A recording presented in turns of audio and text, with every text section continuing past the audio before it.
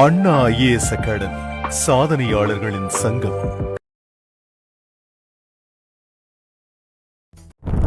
ஒரு போட்டித் தேர்வை எதிர்கொள்ள முனைப்புடன் தயாராகி கொண்டிருக்கும் அனைத்து போட்டித் தேர்வாளர்களுக்கும் அன்பான வணக்கம். நம்ம வரலாற்று பாட நிகழ்வுகளை தொடர்ச்சியா ஒவ்வொரு பாடங்களா பார்த்துட்டு வரும். அந்த வரிசையில் இன்னைக்கு டெல்லி சுல்தான்ஸ் என்ற தலைப்பு நம்ம பார்க்க போறோம். ஸோ இது வரைக்கும் இந்தியாவை ஆட்சி செய்த அனைவருமே பார்த்தோம் அப்படின்னா ஒரு இந்தியர்கள். ஏன்னா இப்போது இந்து அல்லாத ஒருவர் இஸ்லாமிய மக்கள் தான் இந்தியாவை ஆட்சி செய்த காலம் தான் அந்த டெல்லி சுல்தான் காலம். ஸோ இன்னைக்கு இந்த பாடத்தை நம்ம பார்க்குறோம். ஸோ ஒரு லக்கமாக நம்ம பார்ப்போம். அந்த ஒரு பாடத்துக்குள்ள போறதுக்கு முன்னாடி அதுல என்ன முன்னோட்டம் அறிமுகம் நம்ம பார்க்க போறது. ஸோ இதோட முக்கியமான ஒரு அறிமுகம் உள்ள என்னென்ன சப் டாபிக்ஸ் நம்ம பார்க்க போறத பார்க்கலாம். ஸோ அதுல முதலாவது நம்ம பார்க்க வேண்டிய விஷயம் அரேபியர் மற்றும் துருக்கியர் வருகை. ஆமா, இவங்க தான் இந்தியாவின் மீது முதலில் படையெடுத்தவர்கள் அரேபியர்கள். ஸோ பின்னாலே துருக்கியர்கள் உள்ள வருவாங்க. ஸோ அப்போ எந்த இஸ்லாமியர் முதல்ல படையெடுத்து வரா, அடுத்த துருக்கியர்ல கஜினி முகமது மற்றும் முகமது கோரி அவங்க என்ன பண்றாங்க, எப்படி இந்தியாவுக்குள்ள அந்த இஸ்லாமிய ஆட்சி டெல்லி சுல்தான்ஸ் எடுத்த உடனே வந்துடல. முதல்ல அப்படின்னா அந்த அரேபியர் அப்புறம் அந்த துருக்கியர் தான் வராங்க. ஸோ அந்த தகவல் நம்ம உள்ள பார்க்க போறோம். அடுத்ததான் நம்ம இந்த டெல்லி சுல்தானத்தின் 5 முக்கியமான வம்சங்கள். ஸோ ரொம்ப முக்கியமான ஏரியா. ஸோ ஃபார் எக்ஸாம்பிள் அடிமை வம்சம் அல்லது மம்லுக் வம்சம், கில்ஜி வம்சம், தொக்லக் வம்சம், சையது வம்சம் மற்றும் லோடி வம்சம். ஸோ இந்தியாவை கிட்டத்தட்ட 5 வெவ்வேறு வம்சங்கள் ஆட்சி பண்ணியிருப்பாங்க இந்த டெல்லி சுல்தான் காலத்துல. அதுக்கு குறிப்பா பார்த்தீங்கன்னா இந்த 5 வம்சத்தில் 32 அரசர்கள் ஆட்சி பண்ணியிருப்பாங்களே. அதிலும் ஒரு பெண் அரசி என்னது கேட்டீங்கன்னா இந்தியாவை ஆட்சி இருப்பாங்க, ரஷ்யா சுல்தானா பேகம். நம்ம உள்ள பார்க்க போறோம். அப்போ ஒவ்வொரு வம்சம் அந்த காலகட்டம் என்ன, ஸோ அதுக்கு ஏன் அந்த பேர் எப்படி அவங்க உருவாச்சு, குறிப்பா அதோடைய பீரியட்ஸ் என்னென்ன இருக்கும். ஸோ அந்த ஒவ்வொரு டீட்டெயிலும் நம்ம உள்ள பார்க்க போறோம். ஸோ அடி வம்சத்துல ஆரம்பிச்சு நம்ம கடைசியா லோடி வம்சம் முடிச்சு அதோட வீழ்ச்சி பின்னாடி எந்த வம்சத்தை எழுச்சி, ஸோ அது வரைக்கும் நம்ம இதுல டீட்டெயிலாக பார்க்கணும். அடுத்தா சுல்தானிய நிர்வாக முறை அட்மிஷன் ரீஃபார்ம்ஸை பத்தி நம்ம பார்க்கணும். அடுத்து முக்கிய துறைகள். ஆமா, ஒவ்வொரு வம்சத்திலும் முக்கியமான அரசர்கள் நிறைய துறைகள் உருவாக்கி இருப்பாங்க. அந்த துறைகள் எந்த அரசர் உருவாக்கியிருக்கா, அது எந்த மாதிரியான துறை, தேர்ல அடிக்கடி கேட்கிற கொஸ்டின். திவானி ஆர்ட்ஸ் என்பது எந்த துறை, உருவாக்கிய அரசர் யார், திவானி அமீர் கோகி எந்த துறை யார், நிறைய துறைகள் இருக்கும். ஸோ அப்போ நம்ம ஒவ்வொரு துறைகளா நம்ம உள்ள டீட்டெயிலாக பார்க்க போறோம். அடுத்து அந்த டெல்லி சுல்தான் காலத்தில் இருந்த சமுதாய வாழ்க்கை முறை. ஏன்னா இந்தியாவில் முதல் அப்படின்னா ஒரு இஸ்லாமிய பண்பாடு மேலோங்கி காணப்பட்ட காலம் இந்த காலம். ஸோ அப்போ சமுதாய வாழ்க்கை முறை எந்த மாதிரி இந்தியாவில் காணப்பட்டு சொல்லிட்டு நம்ம டீட்டெயிலாக பார்க்கணும். அடுத்த குறிப்பா பெண்களின் நிலை எந்த மாதிரி இருந்துச்சு. ஏன்னா அப்போ இதுக்கு முன்னாடி எல்லாம் இந்திய பெண்கள் மட்டும்தான் இருப்பாங்க. இப்போ இஸ்லாமிய பெண்களும் இங்க காணப்படுறாங்க. ஸோ 2 பேருக்கும் எந்த மாதிரியானதுங்க அந்த அவங்களுக்கு எந்த உரிமைலாம் வழங்கப்பட்டுச்சு, இவங்களுக்கு எந்த உரிமை வழங்கப்படலைன்றதை நம்ம டீட்டெயிலாக பார்க்கணும். அடுத்து முக்கியமானது பார்த்தீங்கன்னா படையெடுப்புகள். ஆமா, டெல்லி சுல்தான் வீழ்ச்சிக்கு முக்கியமான காரணம் 2 படையெடுப்புகள். ஒன்று தைமூர் படையெடுப்பு 1398 பீரியட்ல அந்த அமீர் தைமூர் கான் அவர் வந்திருப்பாரு. ஸோ மிகப்பெரிய சேதத்தை இந்தியாவில் ஏற்படுத்தியவர் அந்த தைமூர் படையெடுப்பு. அடுத்ததா முதலாம் பானிபட் போர் 1526 ஏப்ரல் 21. ஸோ இதுதான் ஒட்டுமொத்தமாக டெல்லி சுல்தான் வீழ்ச்சியடைய காரணமான போர் முதலாம் பானிபட் போர். ஆனால் அதோட வீழ்ச்சியை தொடங்கி வைத்த போர் எதுன்னு கேட்டோன்னா நமக்கு தைமூர் படையெடுப்பு முக்கியமானதாக இருக்கும். ஸோ அப்போ அந்த படையெடுப்புகள் நம்ம உள்ள பார்க்கணும். So Timur invasions and battle of first Panipat war அப்படின்னு பார்க்கணும். அடுத்ததான் நமக்கு கொஷின்ஸ் ஏரியா. இங்கெல்லாம் கொஷின்ஸ் இல்லை அப்படின்னா நமக்கு இம்பார்ட்டன்ட் நூல்ஸ் இந்த புக்ஸ் என்னன்றதை கேட்பாங்க. ஸோ நம்ம அந்த டேட்டாஸ் நிறைய புக்ஸ் இருக்கும். அப்போ எந்த புத்தகம் யார் எழுதியவர், அது எதை பற்றி அந்த வரலாறு சொல்லுதுன்றதை நம்ம பார்க்கணும். அடுத்து வழக்கம் போல் நம்ம ஒவ்வொரு டாப்பிக்கும் முன்னாடி என்ன பண்ணுன்னா அந்த முந்தைய ஆண்டு வினாத்தாள் பார்ப்போம். குறிப்பாக இந்த 2024 நடைபெற்ற அந்த டெல்லி சுல்தான் பாடத்தில் கேட்கப்பட்ட சில வினாக்கள் நம்ம என்னென்னு நம்ம பார்க்க போகிறோம். ஸோ அப்போ நம்ம இந்த தகவல் நம்ம முன்னோட்ட பார்த்துருக்கோம். ஸோ இதில் முதல்ல நம்ம என்ன பார்க்க போறோம் அப்படின்னா அரேபியர் வருகை. ஆமாம், ஸோ குறிப்பாக நமக்கு தெரியும் இந்த கடல் என்ன அப்படின்னா நமக்கு வந்து அரேபியன் சி அப்படின்னு சொல்லுவோம். இது நமக்கு பே ஆஃப் பெங்கால், இது இந்தியன் ஓஷன் அப்படின்னு நம்ம சொல்லுவோம். ஸோ குறிப்பாக இந்த இந்தியன் ஓஷன்ஸ் என்னங்க, இந்தியா உலகிலேயே இந்திய நாட்டுக்கு மட்டும்தான் அந்த இந்தியன்ற பேர்ல ஒரு பெருங்கடல் காணப்படுற நம்ம அறிஞ்ச விஷயம் தான். அப்போ இந்த அரேபியன் சீக்கு ஆக்சுவலாக தான் பேர் இல்லாமல் தான் இருந்துச்சு. ஆனால் என்ன அப்படின்னா இந்த இஸ்லாம் மதம் இங்க என்னங்க அந்த மெக்கான்றதுல இஸ்லாம் மதம் இங்க 622 கிபியில உருவாயிருக்கும். ஆனா அந்த இஸ்லாம் மதம் உருவாக்கத்துக்கு பல ஆண்டுகளுக்கு முன்னாடி என்ன அப்படின்னா இங்க இருந்த அந்த அரேபியர்கள் இங்க நம்ம இந்தியாவில குறிப்பா பாத்தீங்கன்னா இங்க மேற்கு கடற்கரை மற்றும் அந்த கிழக்கு கடலோர பகுதியில் என்னன்னா அவங்க வாணிபம் செஞ்சிருப்பாங்க. குறிப்பா பார்த்தீங்கன்னா இந்த சோழமண்டல கோஷ் நம்ம அப்படி சொல்லுவோம். அப்போ இவங்க பல ஆண்டுகள் என்னதுங்க இங்க வாணிபம் செய்யறது மட்டும் இல்லைங்க, இங்கேயே குடிபெயர ஆரம்பிக்கிறாங்க. இங்க காணப்படக்கூடிய அந்த இந்து பெண்களை திருமணம் செய்ய ஆரம்பிக்கிறாங்க. நம்ம அவங்க என்ன சொல்லுவோம்னா நம்ம மாப்பிளா அடிச்சிடும். பிற்காலத்தில் அந்த இந்திய தேசிய இயக்கத்துல மாப்பிளா கிளர்ச்சி அது இவங்களால் ஏற்படுறது கிளர்ச்சியா தான் இருக்கும். அப்ப இங்க அரேபியர்கள் வந்து என்ன பண்றாங்க அப்படின்னா இவங்க என்னதுங்க இங்க படையெடுத்து குறிப்பா அந்த வாணிபம் செய்த முதல்ல வந்திருப்பாங்க. பின்னாளில் காரணம் அவங்க படையெடுப்பா மாறி இருக்கும். அப்ப இங்க வாணிபம் செய்யணும் அப்படின்னா இந்த கடலுக்கு நமக்கு அரேபியன் சி அப்படின்னு நம்ம அவங்க பேர் வச்சிருப்பாங்க. குறிப்பா இவங்க இந்த படையெடுத்து இங்க குறிப்பா வாணிபம் செய்ய வரும்போதுன்னா இவங்க இந்த காற்று தென்மேற்கு பருவ காற்று அவங்களுக்கு ரொம்ப யூஸ்ஃபுல்லா இருக்கும். பின்ன அவங்க நான் பகுதிக்கு செல்லும் போது அவங்க வடகிழக்கு பருவ காற்று அவங்களுக்கு பயனுள்ளதா இருக்கும். ஆனால் அந்த பருவ காற்றுக்கு இந்த மௌசிம் என்ற அரபு சொல் அப்படின்னு நாம் படிப்போம். அது அந்த அரேபியர்கள் வைத்த பெயராக தான் இருக்கும். அப்போ ஏன் இவங்க வந்து இந்தியாவின் மீது என்ன அப்படின்னா இந்த படையெடுத்து வர்றதுக்கு முக்கியமான காரணம் ஆரம்பத்துல வாணிகம் மேற்கொள்ள வந்தாங்க. ஆனா பின்னாடி ஏன் அவங்க படை எடுக்கணும் இந்தியாவுக்குள்ள அவங்க ஏன் இந்த அரேபியர் முதல்ல உள்ள வரணும்னு நம்ம பார்க்கணும். ஸோ அப்போ ஃபர்ஸ்ட் நம்ம ஒரு பேசிக்கா நம்ம இந்த இஸ்லாம் வரலாறுன்னு பார்ப்போம். இஸ்லாமிய மதம் தோன்றிய ஆண்டு அப்படின்னு கேட்டா இப்பதான் பார்த்தோம். கிபி 622 அந்த இஸ்லாம் என்ற மதம் மெக்கா என்ற இடத்துல நமக்கு உருவாகுது. அந்த இஸ்லாமிய வரலாறு தோற்றுவிக்கப்பட்ட அந்த நபர் யாருன்னு பார்த்தா நமக்கு நபிகள் நாயகம் அப்படின்னு சொல்லுவோம். இந்த நபிகள் நாயகத்தோட ஒரு முக்கிய பிரதிநிதி தான் நம்ம என்ன சொல்லுவோம் அப்படின்னா நம்ம கலிபா அப்படின்னு சொல்லுவோம். கலிபா முக்கிய பிரதிநிதி. ஸோ அப்போ இந்தியாவின் மீது படையெடுத்த முதல் இஸ்லாமியர் அப்படின்னு யார் கேட்டால் அந்த அரேபியர். அப்போ அந்த பற்றி சான்றுமே இருக்கும். இந்தியாவின் மீது முதல் அரேபிய படையெடுப்பை பற்றி குறிப்பிடும் அந்த நூல் என்னன்னு கேட்டா அதுக்கு சர்ச்னாமா. இது ப்ரீவியஸ்ல கேட்கப்பட்ட அந்த கொஸ்டின்ஸ் தான். அது எந்த நூல்னா அரேபிய நூல். அப்போ இந்த அரேபியர் வருகை அரைவிட் ஆஃப் அரேபியன்ஸ். அப்போ முகமது பின் காசிம் தான் இந்தியாவுக்கு என்ன படையெடுக்கிறாரு. கிட்டத்தட்ட இப்போ 17 வயது. ஸோ அதுக்கு காரணம் அவரில் அவருடைய மாமனார் சொல்லுவாங்க முகமது பின் யூசுப் அப்படி சொல்லுவோம். ஸோ காரணம் என்ன அப்படின்னு பார்த்தோம் அப்படின்னா இந்த பகுதிகளில் அவங்க கடற்கொள்ளையர்களை காரணம் காட்டி தான் உள்ள வராரு. குறிப்பா அவங்க நம்ம பார்த்தோம் அவங்க வாணிபம் செய்ய இங்க வந்திருப்பாங்க. அப்ப இங்க இருக்கிற அந்த கடற்கொள்ளையர்கள் என்ன பண்ணா இந்த பொருட்களை வந்து அபகரிக்க ஆரம்பிச்சதாகவும் அவங்களை கட்டுப்படுத்தும் நோக்கத்துலதான் அவங்க என்ன இங்க இந்தியாவுக்குள்ள படையெடுத்து வந்ததா அப்படிங்க சில காரணங்களை காட்டி அவருடைய வெள்ளையான தன்னுடைய மருமகனை அமுச்சு விடுறார் முகமது பின் காசிம். அப்ப அவருக்கு வெறும் 17 வயது தான். ஆரம்பத்துல சில தோல்விகள் ஏற்பட்டாலும் இங்க பின்னாளில் வந்து இந்த காசிம் வந்து வெற்றி பெறார். ஸோ அப்போ இந்தியாவின் மீது படையெடுத்த முதல் இஸ்லாமியர் அப்படின்னு கேட்டா அது அரேபியர். இந்தியன் படையெடுத்த முதல் அரேபியர் அப்படின்னு கேட்டா அது நமக்கு யார் அப்படின்னா நமக்கு முகமது பின் காசிம். எந்த காலகட்டம் கிபி 712 17 வயசுல உள்ள வரார் நிறைய படைகளை கொண்டு வந்து. ஸோ அப்போ இந்த இடத்துல அவர் கைப்பற்றிய முதல் பகுதி என்ன சொல்ல நம்ம சிந்து அப்படின்னு சொல்லுவோம். குறிப்பா அந்த சிந்துனுங்க அப்போ பிராமணாபாத் அப்படின்னு நம்ம சொல்லுவோம். நிறைய பிராமணர்கள் வசித்த பகுதியாக அங்கே இருக்கும். அப்போ இந்த ரேவார் என்ற இடத்துல என்ன அப்படின்னா இந்த போர் நடக்குது. யார் யாருக்கும் இடையில் நடக்குதுன்னா அந்த முகமது காசிமுக்கும் அப்போதைய சிந்து அரசராக விளங்கிய தாகிர் என்பது அந்த போர் நடக்குது. தொடக்கத்தில் தாகிர் வெற்றி பெறாருங்க. பின்னாடி பெரும் படையோடு வந்து மீண்டும் என்னதுங்க அந்த தாகிரை இந்த முகமது காசிம் வந்து தோற்கடிச்சிருவாரு. ஸோ குறிப்பா பார்த்தீங்கன்னா தேப்படிச்சுட்டு அவங்க தேபல் என்ற துறைமுகத்தை கைப்பற்றுவாரு. குறிப்பா அந்த சிந்து அதாவது பிராமணாபாத்தோட அந்த தலைநகரமான அரோர் என்ற 2 பகுதியை அங்க அவர் கேப்சர் பண்ணிடுவாரு. ஸோ அப்போ அவர் தான் சிந்துவின் அரசராக இருப்பாரு. அது மட்டும் இல்ல இந்த சிந்து பகுதியில் வாழ்ந்த மக்களை அரேபியர்கள் எவ்வாறு அழைத்தனர் அப்படின்னு கொஸ்டின்ஸ் கேட்டோம்னா சிம்மிக்கல் என அழைத்தனர் அப்படின்னு நம்ம தெரிஞ்சுக்கணும். சிந்து பகுதியில் வந்த மக்களை சிம்மிக்கல் என அழைத்தவர்கள் யார் அப்படின்னா நம்ம அரேபியர் அப்படின்னு நம்ம வச்சுக்கணும். ஸோ இப்படி என்னன்னா முகமது காசிம் வந்து உள்ள இங்கே பாடி எடுக்கிறாரு. ஸோ கிட்டத்தட்ட 712 அவர் வந்துட்டு என்ன போனாலும் கிட்டத்தட்ட ஒரு 200 வருஷம் அந்த நூற்றாண்டில் என்ன அப்படின்னா அவங்க வேற யாருமே அங்க இருக்க மாட்டாங்க. 712 என்ன ஆடுங்க அவர் வந்துட்டு போனாலும் 1997 தான் கஜிர் மோர். அப்ப இந்த 2 நூற்றாண்டுகள் காலம் என்ன அப்படின்னா அங்க பெரிய வெற்றிடம் பெரிய அளவில் இந்தியாவில் படையெடுப்புகள்ல. ஸோ அப்போ இந்த முகமது காசிமான அந்த படையெடுப்பை என்ன சொல்லுவோம் அப்படின்னா விளைவுகளற்ற வெற்றி அப்படின்னு அதுதான் சொல்லுது. ஏன்னா பெரிய அளவில் இந்தியாவில் தாக்கத்தை ஏற்படுத்தல. ஸோ அவருடைய அந்த கடற்கொள்ளையர்களை தாக்க அந்த நோக்கத்தோடு தான் வந்து கைவிட்டிருப்பாரு. ஸோ இப்போ நம்ம வேற என்ன பார்க்கணும் அப்படின்னா நம்ம முக்கியமா பின்னாடி முகமது பின் கஷினி இந்த முல்தானை தங்க நகரம் என அழைத்தவர் யாரும் கேட்டாலும் முகமது பின் காசிம் தான் சொல்லுவோம். ஏன்னா அந்த வகையில் அவர் நிறைய கொள்ளையடிச்சிருப்பார். நிறைய செல்வங்களை காணப்பட்டிருக்கும். அப்போ என்ன சொல்றாரு முல்தானை தங்க நகரம் த கோல்டன் சிட்டி அப்படின்னு யார் சொல்றாருன்னா முகமது பின் காசிம் தான் நம்ம இவர் சொல்றாரு. ஸோ அப்போ முகமது காசிம் வந்து இங்க வந்து எப்படின்னா அந்த படையெடுக்கும் போது இங்க குறிப்பா இந்த பகுதியில் அந்த சிந்து மன்னன் தாகிரை தாக்கும் போது எப்படின்னா நம்ம தென்னிந்தியாவை குறிப்பா பார்த்தீங்கன்னா நம்ம தமிழ்நாட்டில் அந்த காஞ்சிபுரத்தை ஆட்சி செய்த மன்னர் யார் ஓரளவு கொஸ்டின்ஸ் கேட்டு அப்படின்னா அவர் வந்து நம்ம ராஜசிம்மன் அப்படின்னு நம்ம தெரிஞ்சுக்கணும். அவர் தான் இங்க காஞ்சிபுரத்தை ஆட்சி தான் முக்கிய மன்னராக இருப்பார். ஸோ நம்ம அதை எக்ஸ்பெக்ட் இருக்கும். அடுத்ததான் நம்ம அரியவருக்கு அடுத்தா இந்தியாவில் 2வது வரவங்க பார்த்தீங்கன்னா நமக்கு துருக்கியர்கள் வருவாங்க. ஸோ அப்போ அந்த கஜினி முகமது இங்க துருக்கிய வம்சத்தை சேர்ந்த ஒரு அரசர். ஏன்னா அந்த 200 வருடம் காலகட்டங்கள்னா அந்த பெரிய அந்த அரேபிய மாகாணங்கள் தான் அங்கே 2ஆ பிளவர ஆரம்பிக்கும்.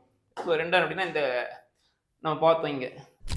ஸோ அது மட்டும் இல்லை இந்த முகமது பின் காசிம் வந்து முல்தான் என்ற நகரத்தை சிந்து நகரம் என அழைத்தார். யாரும் கேட்டா அது முகமது பின் காசிம் தான். காரணம் அந்த பகுதியை நிறைய கொள்ளையடிச்சிருப்பார், நிறைய சில்வங்கள் காணப்படும் பகுதியா இருக்கும். இப்போ இட் இஸ் கோல்டன் சிட்டி அப்படின்னு முகமது காசிமால் அழைக்கப்பட்ட அந்த நகரம் என்னன்னு கேட்டா அது என்னதுங்க, நமக்கு முல்தான் என்ற நகரத்தை இருந்துச்சு.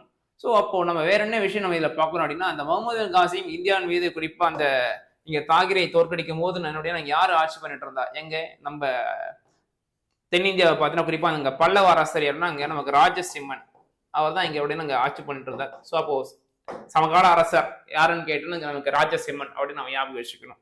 ஸோ வேற என்ன நம்ம பார்க்கணும் அப்படின்னா, நமக்கு இப்போ அரேபியர் பார்த்தோம், இந்தியாவில் முதல் அரேபியர் அப்படின்னா நம்ம முகமது பின் காசிம். அப்போ அந்த சான்றையை கொடுக்குற அந்த புக்கு என்னன்னு பார்த்தோம், நமக்கு சச்நாமா, கடந்த ஆண்டு கேட்ட வினாத்தாள்ல முக்கியமான கொஸ்டின்ஸா இருக்கும். ஸோ அடுத்து நம்ம முகமது பின் கஜினியை பார்க்கணும். ஸோ அப்போ இந்தியாவில் முதல் படையெடுப்பு அரேபியர். இரண்டாவது இந்த 200 வருட காலகட்டங்களில் பார்த்தோம். அவர் எப்போ வந்தாருன்னா கிபி 712 வந்திருப்பாரு.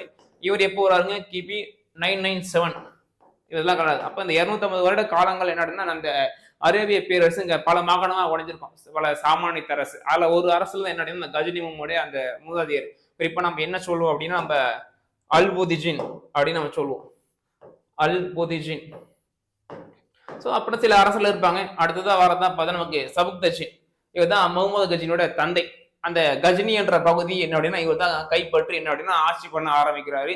ஸோ அப்போ என்ன இந்தியாவை நோக்கி படையெடுப்பை குறிப்பா பார்த்தீங்கன்னா இந்தியாவில் இஸ்லாமிய அரசை தெற்கு நோக்கி விரிவுபடுத்தும் நடவடிக்கையை மேற்கொண்ட அந்த முதல் அரசர் யாருன்னு பார்த்தீங்கன்னா சபுக்தஜின். ஸோ தன்னுடைய மகனை அனுப்புறாரு.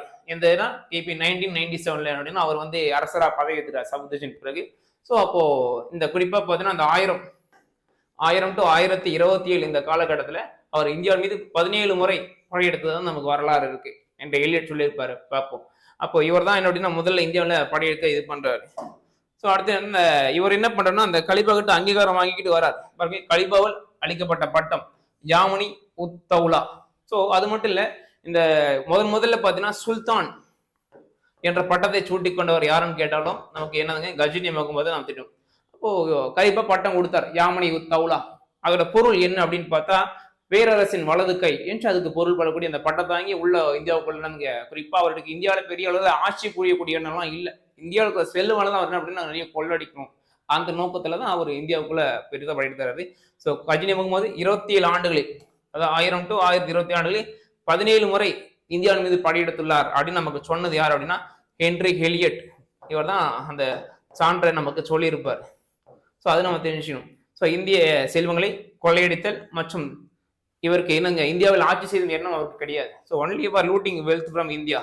ஸோ அதுதான் அவருடைய முக்கியமான ஆசையா இருக்கும்.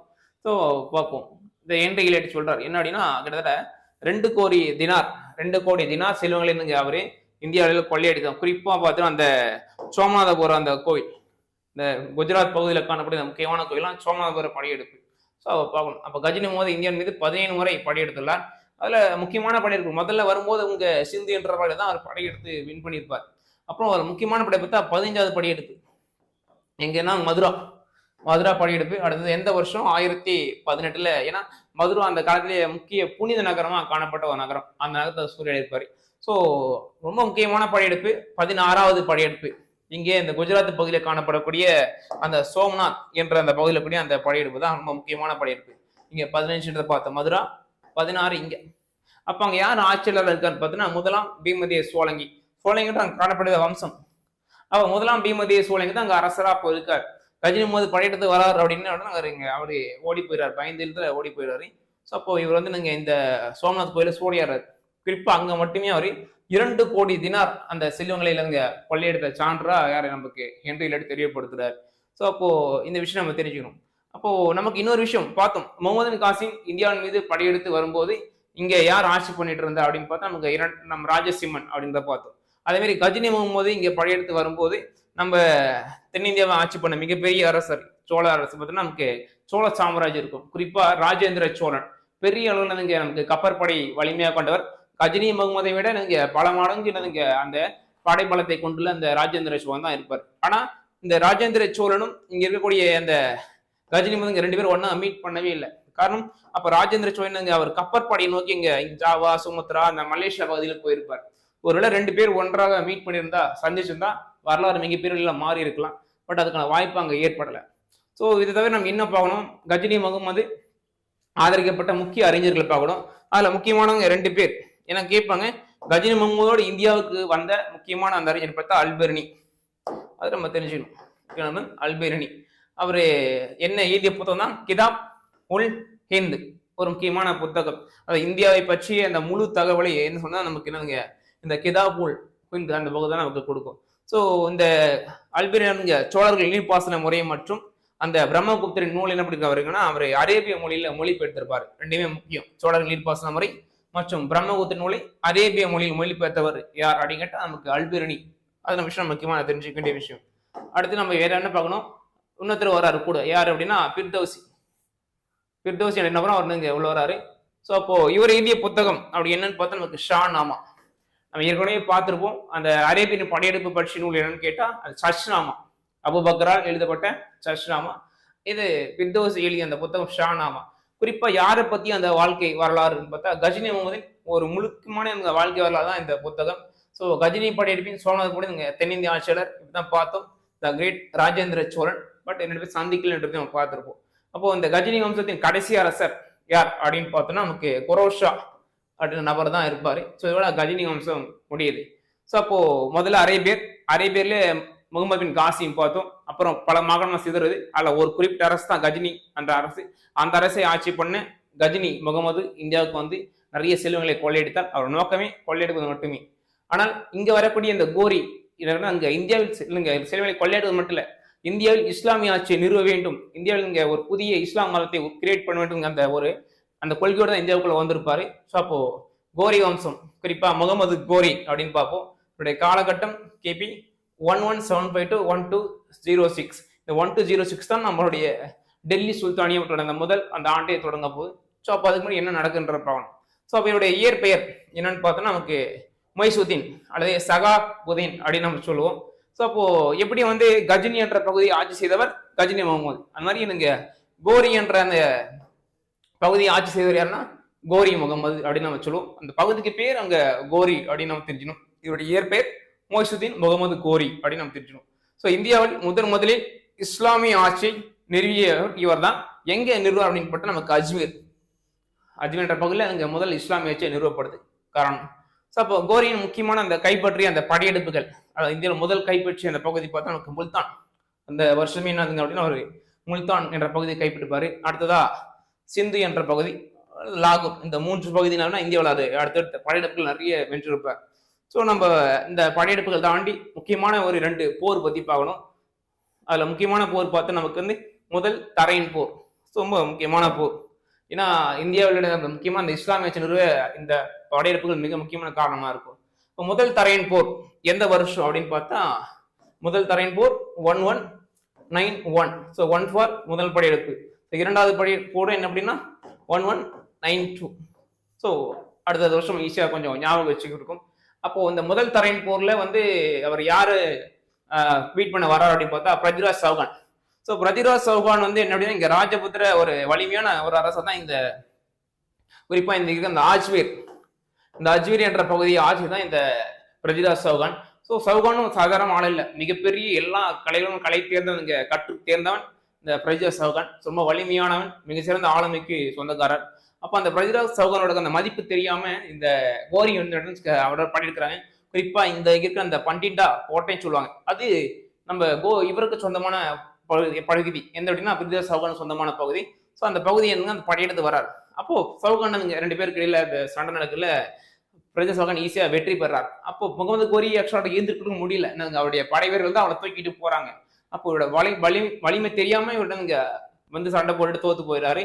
ஸோ அப்போ பிருத்விராஜ் சௌகான் என்ன நினைச்சாருன்னா இதுக்கப்புறம் பின்னாடி நம்ம கௌரியோட அந்த மீண்டும் படையெடுத்து வர மாட்டார் அப்படின்னு ஒரு தவறான ஒரு கண்ணோட்டத்தை அவர் நினைச்சிட்டாரு. பட் பின்னாடி தன்னுடைய பலத்தை அவர் மிக பெருசா பலப்படுத்தி கொண்டு மீண்டும் இந்தியாவுக்குள்ள வராரு.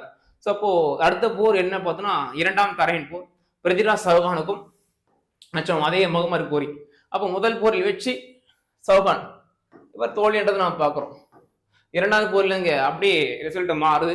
முதல் தோல்வி யார் அப்படின்னா பிருத்விராஜ் சௌகான் இங்க வெற்றி பெறாரு. காரணம் இவருடைய அந்த எண்ணோட்டம், மீண்டும் யாருங்க கோரி இந்தியா மீது படையெடுத்து வரமாட்டார் அப்படின்னு இவன் நினைச்சானா இங்க படத்தை வெளியாது. அது மட்டும் இந்த இடைப்பட்ட காலத்துல இந்த கண்ணூசி பகுதியை சேர்ந்த அரசர் தான் ஜெயச்சந்திரன்.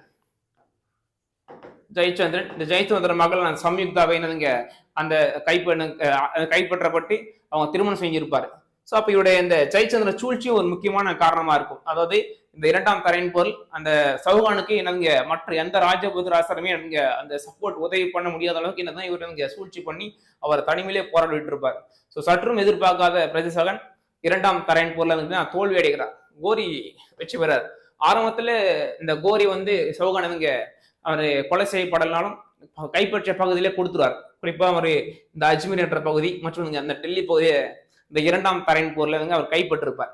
திருப்பி கொடுத்துருவார். நான் பின்னாடி என்ன பண்றேன் அப்படின்னா ஒரு பொய்யான ஒரு நம்பிக்கை துரோகம் சாட்டி அப்படின்னா அவர் மீண்டும் அவர் கொலை செய்யப்படுவார். அப்போ நம்ம ரொம்ப முக்கியமா தெரிஞ்ச விஷயம், இந்திய வரலாற்றிலேயே மிகப்பெரிய ஒரு திருப்பு முனையை ஏற்படுத்திய போர் எந்த போர் அப்படின்னு கேட்டா அது இரண்டாம் தரையின் போர். காரணம் இங்க இந்தியாவில ஒரு இஸ்லாமிய ஆட்சி உண்மையை நிறுவப்பட ஒரு காரணமான போர் இந்த போர். ஏன்னா அப்பதான் அவங்களோட டெல்லி இஸ்லாமோட கைக்கு கிடைக்குதுன்ற நம்ம தெரிஞ்சுக்கணும். அப்போ காரணம் என்ன பார்த்தோம், இந்த காசி அல்லது கண்ணூசிரத்தான ஜெயச்சந்திரன் சூழ்ச்சி அப்படின்னு நம்ம தெரிஞ்சுக்கணும். அடுத்து இந்த பகுதியில கைப்பற்றி இந்த பகுதியில் என்ன பண்றோம்னா இந்த கோரி இந்த டெல்லி பகுதியை தனது நம்பிக்கைக்குரிய படைத்தளபதி தான் குத்புதீன் ஐபக் அந்த மைய பகுதிக்கு இவர் நியமிச்சார். முக்கியமாக கோரிக்கை 2 முக்கியமான அடிமைகள் இருப்பாங்க. ஒண்ணு குத்புதீன் ஐபக் நம்பிக்கைக்குரிய படைத்தளபதி அடிமைதான். ஆனா 2வது இக்தியார் உதீன் முகமது பின் பக்தியார் கில்ஷி. நம்ம சுருக்கமா ஒரு பக்தியார் கில்ஷி அப்படின்னு நம்ம சொல்லுவோம். பட் முழு பெயர் இக்தியார் உதீன் முகமது பின் பக்தியார் கில்ஷி அப்படின்னு. ஸோ இவர் இந்த கிழக்கு நோக்கிய குறிப்பா பீகார் இந்த வங்காள பகுதிக்கு அவர் பொறுப்பாளர் நியமிக்கிறாங்க. ஸோ இந்த பகுதிக்கு அந்த படையெடுத்து போகும்போது தான் இங்க புகழ்பெற்ற குறிப்பா அந்த குப்தர் காலத்தில் 5 மற்றும் அந்த 6ஆம் நூற்றாண்டில் மிக புகழ்பெற்று விளங்கிய பௌத்த மடாலயமான அந்த நாலந்தா பல்கலைக்கழகத்தின் இவர் சூறையாற்றார். எந்த நூற்றாண்டுல? 12ஆம் நூற்றாண்டுல. குறிப்பா பார்த்தோம் அப்படின்னா நமக்கு 1197 என்னடா இவர் சூடியார். அவரே சொல்றாரு, நான் ஒரு பாலடைஞ்ச கட்டணும் அப்படின்னு நினைச்சிட்டேன் அப்படின்னு அவர் சொல்றாரு. ஆனா வரலாற்று ஆசிரியர் எழுதுறாங்க இல்ல அது ஒரு மத வெறி கொண்டு தாக்கப்பட்டிருக்கு அப்படின்னு அவர் எழுதுறாங்க. பட் அந்த நாலந்தா சூறையாடிவர் அப்படின்னு கேட்டா நம்ம பக்தியார் கில்ஷி அப்படின்னு நம்ம தெரிஞ்சுக்கணும். அப்போ வரலாற்றில் மிக திருப்புணிய ஏற்படுத்திய போர் என்னன்னு கேட்டா இரண்டாம் தரையின் போர் நம்ம தெரிஞ்சுக்கணும். இதை தவிர ஒரு முக்கியமான போர் என்ன நம்ம பார்க்கணும் அப்படின்னா சந்துவார் போர். இந்த போரை நம்ம பார்க்கணும்.